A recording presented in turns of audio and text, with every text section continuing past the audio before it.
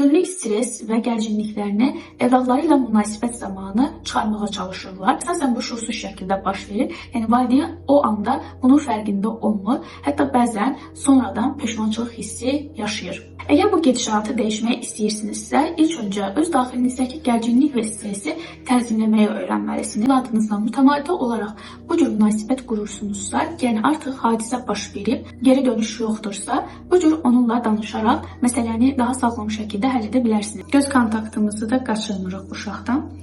Bayaq sənin üzərinə qışqırdım, üzr istəyir. Əslində palçıqla oynadığını görəndə xəstələnərsən, soyuq olar deyə sənə, ona görə narahat oldum. Başa düşürəm, sən palçıqla oynamağı sevirsən.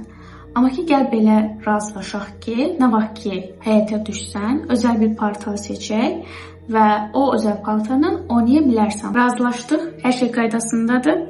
Və sonda kiçik bir qucaqlama və yaxud da qısa aralıqlı bir sığallama ilə məsələni buradaca bitirə bilərik.